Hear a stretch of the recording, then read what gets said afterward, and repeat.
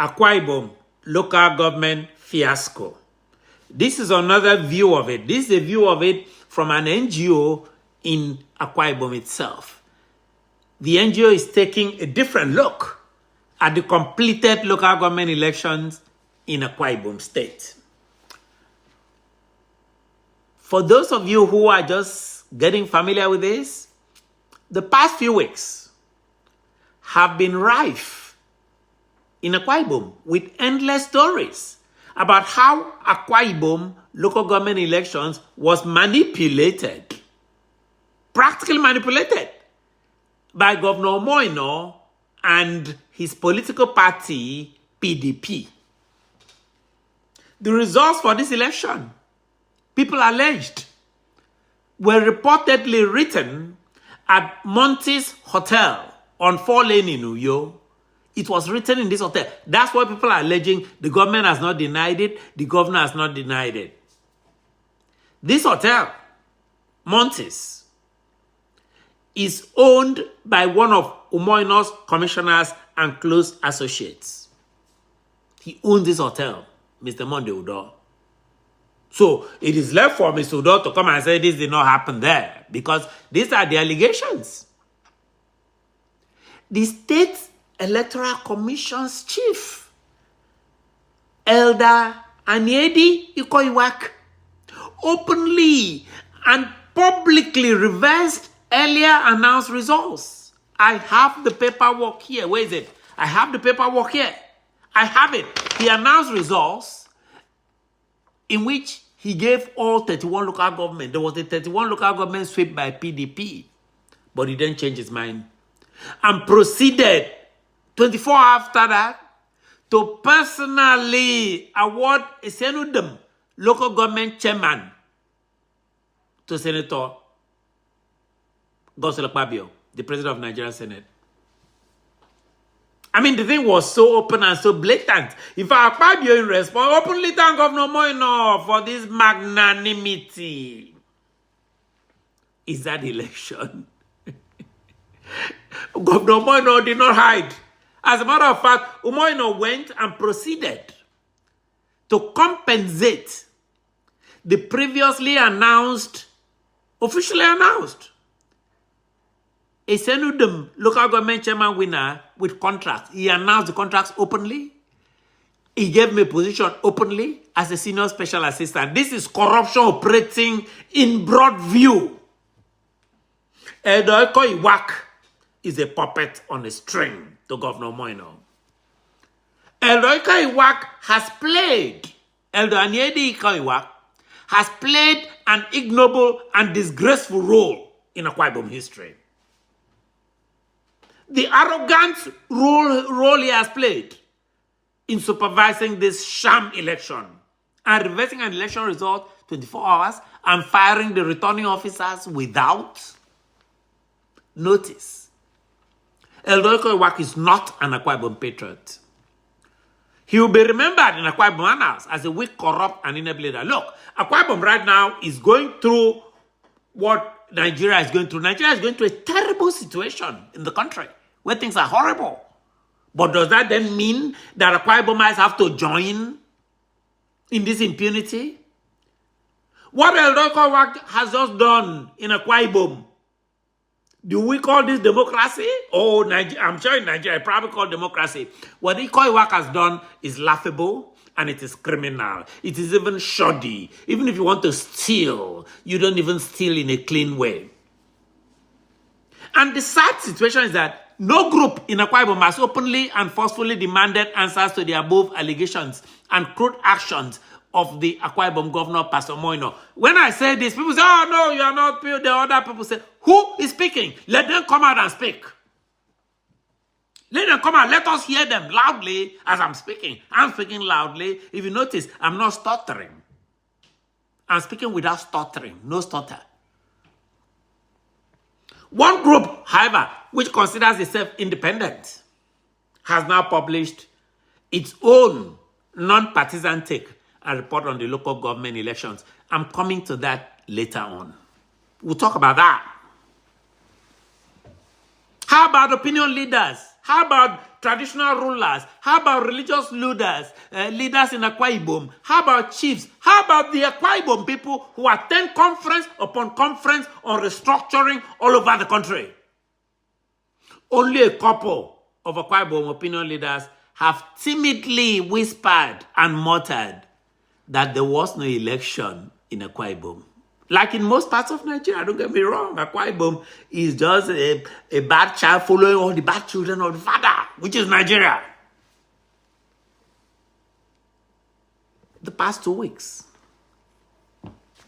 In fact, let me tell you, because I think my listeners need to know the kind of responses I hear when I raise this issue.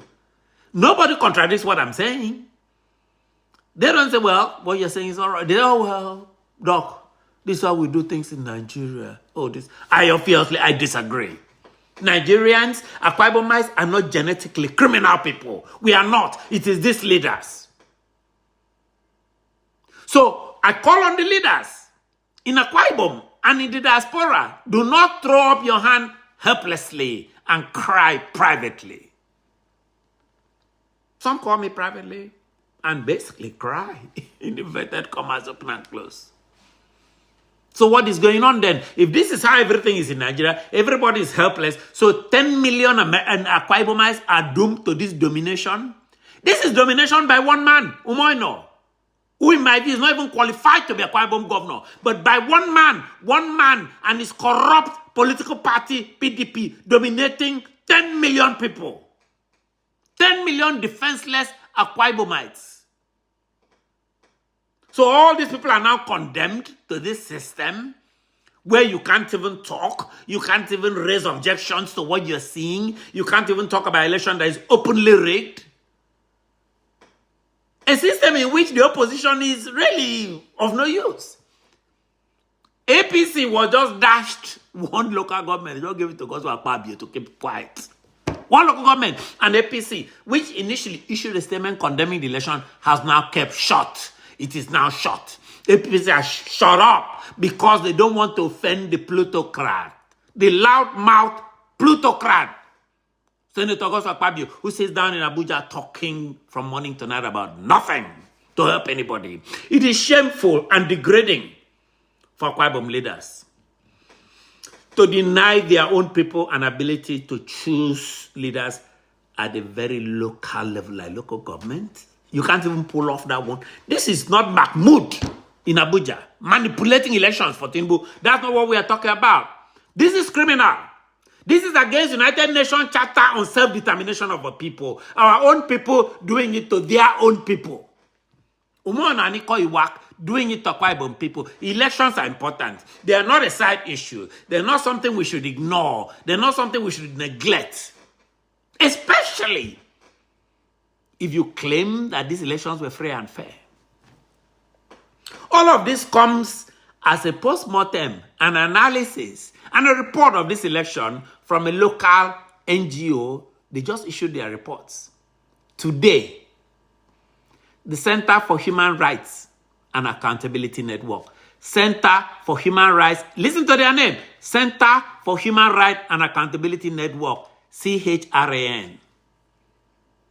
So, it's now clear that this Center for Accountability and Human Rights is the only organization I have seen in Akwa Ibom. There may be others. It need to be brought to my attention. I have not heard. It is the singular organization in Akwa Ibom that have said to Pastor Moino, Pastor, Emperor, you have no clothes on. Pastor Moino has no clothes on. Interesting report. I disagree with some of the things, and I'm going to state what my disagreement is. But I think it is important for posterity to document this report and to document what people like me think about this report. CHRAN says it established a dedicated toll-free line and social media platform to monitor these elections. How many people in Akwa Ibom were aware of this toll-free line?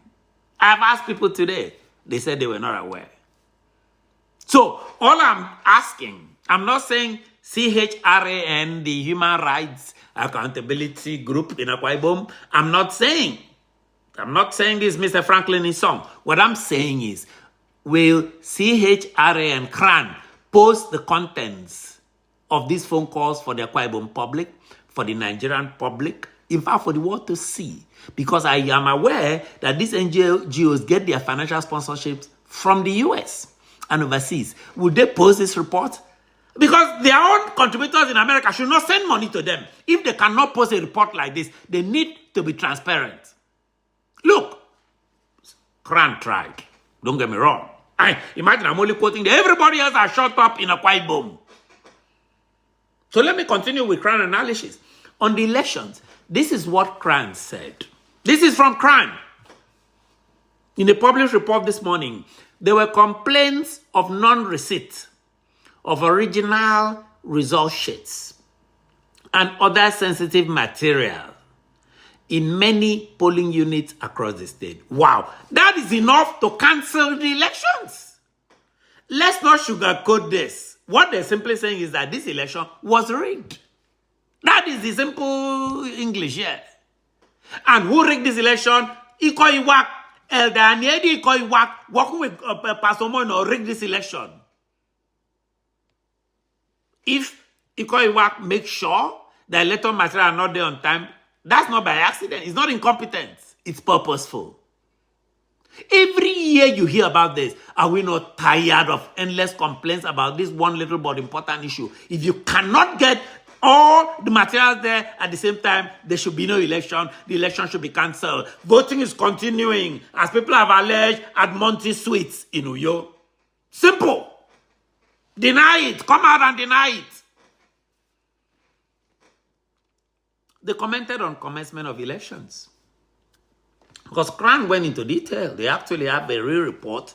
They really actually took part in this election as a monitoring group. This is what they said about the elections. Elections were scheduled by ACHRAN, that is the local electoral commission, to commence by 8:30 a.m. But in most polling units, both election materials and electoral personnel arrive late. Are you listening? They arrive late. Purposefully arrive late. There were also reported cases of materials being diverted to unknown places. When it's Sunday, when it's time to go to church, they arrive on time. This one, they know why they were arriving late. People have reported it, and I believe this. People have said that these materials were allegedly diverted to Monty Suites, Monty Hotel, which is by 4-lane in Uyo. That the people handpicked PDP stalwarts and agents sitting there and punching the votes. Handpicked PDP stalwarts. Let them publish all the votes. Let the public examine it. That was one issue, another issue raised by CHRAN, this Human Rights and Accountability Network, NGO in Uyo. Vote buying. People talk about vote buying. Oh, people pay for vote. No. CHRAN actually narrowed it. They narrowed it. They narrowed down what actually happened. That in reality, people bought votes. And they explained how the votes were bought. In fact, they said that in some polling units, the somewhat large turnout of female voters was attributed to the cash for vote promised them. So they'll give you money. They'll come in there and they're allowed to enter there and check whether you voted for the money you receive or not. In fact, the governor of the state, Umono, and PDP reportedly budgeted for this election and sent hundreds of millions of naira to all local governments. That is, you, this local government, this is your money. The money is supposed to be used to rig the damn elections. How hard is it to explain this to Akwa Ibom people? This is not me. This is a report by a local organization that lives there, and they made this report. They interacted with the police commissioner. They interacted with ACHRAN. As a matter of fact, remember people talked about violence? Well, this is from CHRAN. Thugs and hoodlums, this is from CHRAN, were said to have invaded some voting centers to snatch polling materials, destroy voting materials, harass, molest, and intimidate voters This is an election, oh. And in some instances, they even intimidated Akisek officials who did not toe the line. In fact, let me use their words. In some cases, thugs accompanied by suspected security operators stopped doing this suspected. It's police. The police in Akwa Ibom. The police in Akwa Ibom, they escorted these criminals, helped them hijack electoral materials, destroyed electoral materials, harassed innocent people who were trying to vote. They interfered with the voting process. In fact, in cases where they were not happy, they prevented the counting of votes at some voting centers. This is from CHRAN. They hindered voting, intimidated and prevented some people from voting, and chased away non-PDP party agents and chased away observers from polling units and collation centers. The police, NPF, with DSS in Uyo, they cooperated with Umoino to carry out this charade. The report that we have, for example, in Ibiono, because in Ibiono, they challenged Umoino in Ibiono, his agents essentially set ablaze the Akisiak office in Ibiono local government area. And some innocent Akisiak members who did not listen to Ikoiwak were reportedly manhandled. Manhandled by what CHRAN says suspected political thugs who invaded the said Akisiak office demanding, says, please, let's stop. Which thugs are we talking about? So we acknowledge now that thugs interfered with voting materials. So none of the election is credible then. Is that okay? I'm saying this to Akwa Ibom people in the diaspora. So is it okay that thugs interfered with voting material and we say clap for the election? We say, oh, congratulations, all of us should keep quiet after that. This should be swept under the carpet. Is anybody going to investigate this? So Akwa Ibomites who live in countries with democracy, is this fair? What is wrong with us? I mean, take this Ibiono. Ibiono is clearly a hotspot. We know why. Because you have a very big political leader there who is not happy with Umoino. So they try to resist Umoino in that local government. But Umoino and Ikoiwak's people hijacked the elections. I personally accuse them of setting that office ablaze. What the hell is going on in Akwa Abasi Ibom State? What the hell is going on?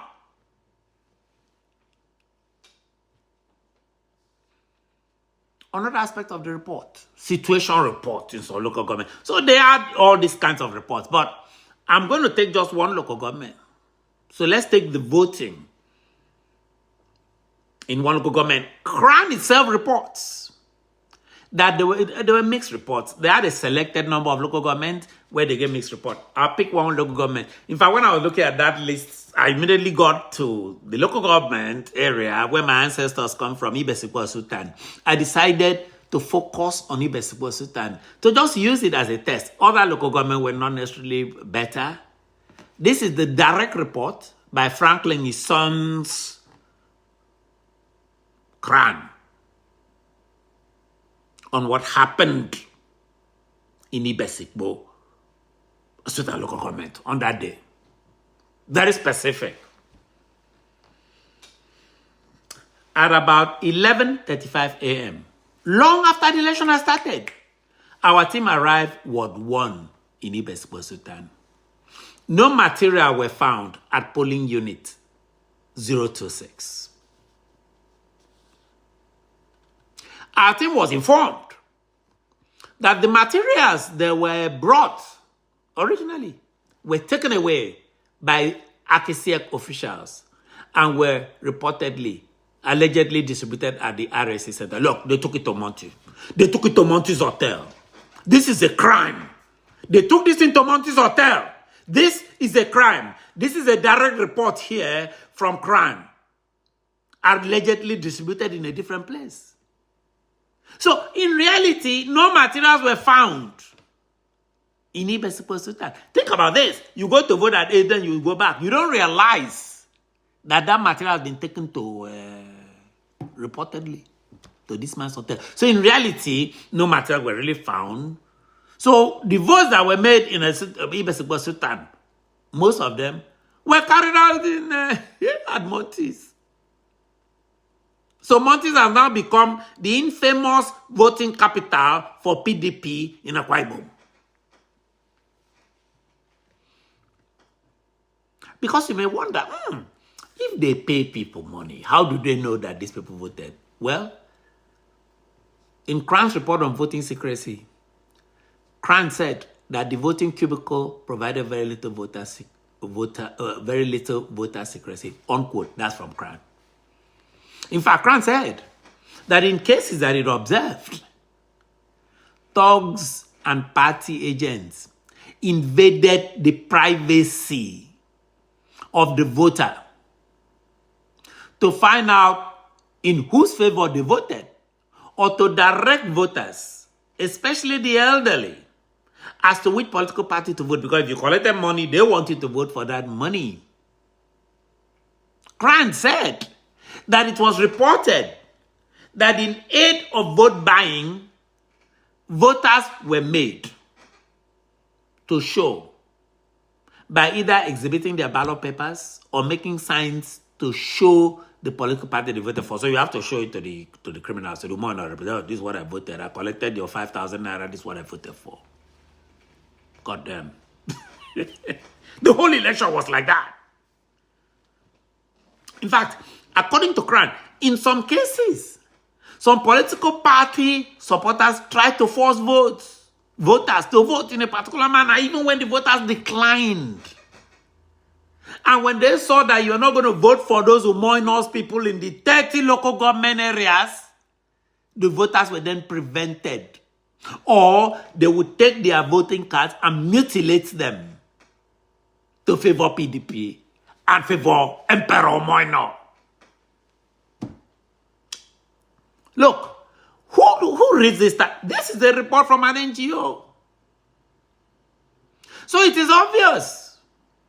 It bears no repetition that Umoino and PDP thugs demanded during the voting process itself to see how people voted to aid in their vote buying.